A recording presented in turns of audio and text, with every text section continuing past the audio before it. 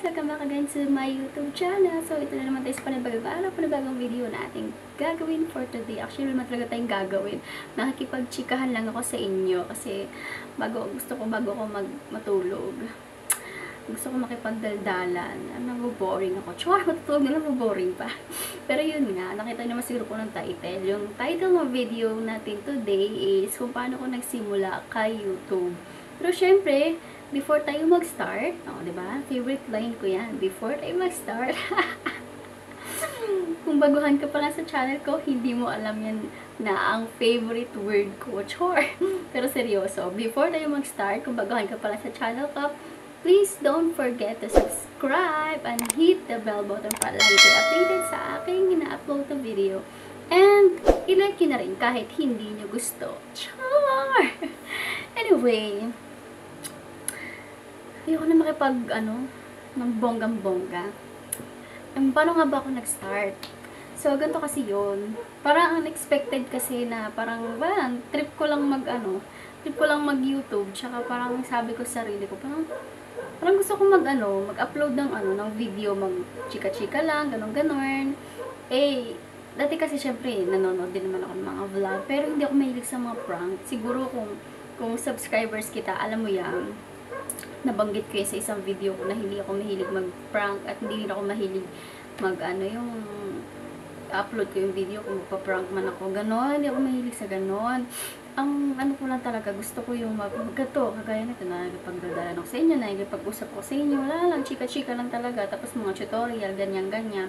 Yung ako ba yung nakikipag-usap sa inyo na, as in, para lang tayong talking, ganon-ganon. Pero, hindi yung, na, magko-content ka na para lang sa prank, ganyan-ganyan, or, ibang ginagawa ng mga vlogger.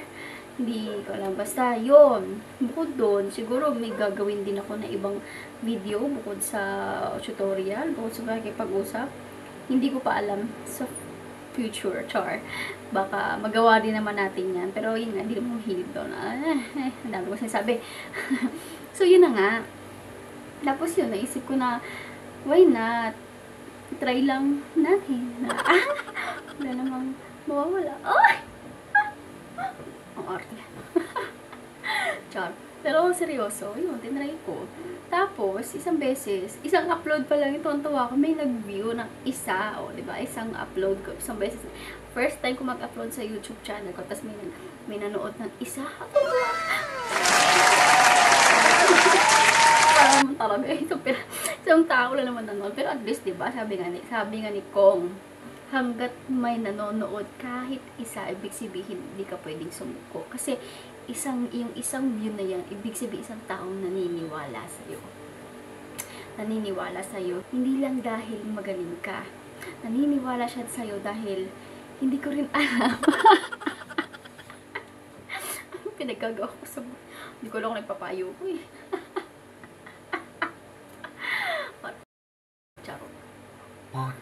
Char. So, yun nga. Pero seryoso, hanggat may one view, big sabihin, meron talagang taong naniniwala. Meron magsusupport sa'yo, diba? Pero, hindi porket may no views ka na video, eh, susuko ka na. Try and try lang. Isa rin naman ako sa taong, yung nagsisimula. Hanggang ngayon nagsisimula pa rin naman ako, small YouTuber pa rin naman tawag sa akin. Pero, I mean, yung wala pang 1,000 subscribers, aminado ako na isa rin naman ako sa nagkipag-sub-to-sub. S2S, ganyan-ganyan, para ma-meet ko yung requirements ni YouTube para ma-monetize, at isa rin naman ako sa nakipag W2W, ganyan. Ginagawa natin yan noon. Kasi, syempre, diba, hindi ko naman sikat eh, hindi ko naman kilala. Tapos sa one view na yun, parang nakaka-discourage din naman. Aminado rin naman tayo bilang tao. Nakakaramdam din naman tayo ng discouragement pag isa lang yung nanonood. So parang ka na, isa pa lang yung view. Paano kung mamimit yung requirements ng 4,000 watch hour na 1,000 subscribers para ma-monetize. After na ma-monetize, hindi porket na monetize ka na, kikita ka na agad ng malaki. Diba? So, kikita ka nga, pero hindi ganun kalaki. Parang nakaka-disappoint. So, parang ikaw sa sarili mo, gagawa ka talaga ng paraan para kahit pa paano, meron kang 1,000 subscribers, meron kang 4,000 watch hour. Kasi once na nakapag, nandyan ka na, na-monetize ka na, pwede, tuloy-tuloy na yun. Pwede mo nang, ano na yan i-upgrade na yung sarili mo sa mas maraming content, mas magandang content, tapos mas nai-improve mo yung sarili mo sa paggawa ng content. At saka pala, ayun nga, paulit-ulit ko lang sinasabi sa inyo na pag gagawa kayo ng content, mas maganda na, yun nga, merong sense na tipong yung tao yung manonood sa inyo, yung tao yung maghahanap sa inyo. Kagaya nga yan, yung isa sa mga ina-upload ko, tutorial, o, diba? Hinahanap ka nung tao na ano ba yung, paano ba gawin to? So, hahanapin nila yung video na yun at pwedeng masaktuhan nila na yung video mo yung mapanood nila. Diba? Kaya, ayun, yun lang din ang mas magandang i-content sa mga baguhan na kagaya natin. At hanggang ngayon pa rin naman, learning, nag-aaral pa rin ako kung paano mas dadami yung subscribers ko, mas dadami yung nanonood sa akin. Kasi aminado pa rin naman ako na kukunti pa din yung subscribers ko. Pero, thank you. Hello, shout out ulit sa 4,400 plus ko na subscribers. Nakalimutan ko, 4,455 yata. Wow! So much, guys. Hindi ko alam na makakarating pa pala ako hanggang 4,400 kahit na nag-stop ako mag-YouTube. At saka, nakakatawa kasi ilan subscribers na lang, magiging 5,000 subscribers na tayo. At hindi ko inaasahan yun. Ibig sabihin, meron pala talagang nasusupport sa akin kahit na ganito yung pagmumukha ko. Pero thank you talaga, guys. Sobrang thank you sa inyo. Thank you sa support. And sa mga nagsisimula, gayahin nyo lang yung mga small YouTuber at syempre, gawin yung motivation, yung mga malalaking YouTuber na vlogger kagaya ni Zainab Harake, Kong TV, Alex Gonzaga, at kung sino-sino pa. Gayahin nyo sila. I mean, gawin nyo sila motivation na kung sila nga nag-umpisa sa walang-wala, kayo din.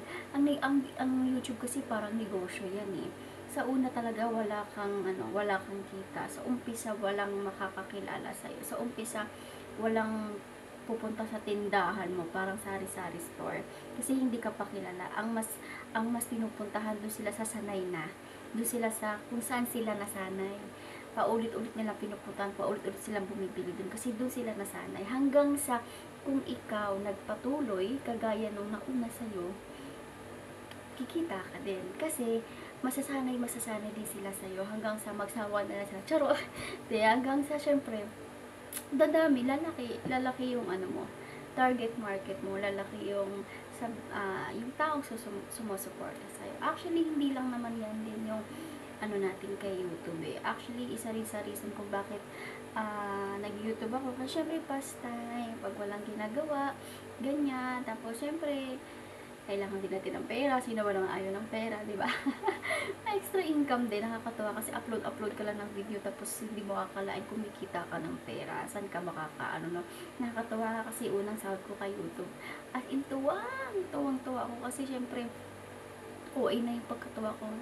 Kasi, sino ba namang hindi matutuwa? Nag-upload ka lang ng video tapos kumikita ka. As in, kagaya na to, 8 minutes ka lang makikipagdaldalan, 10 minutes ka lang makikipagdaldalan, 9 minutes ka lang, o ilang minutes ka makikipagdaldalan, okay, meron ka ng pera.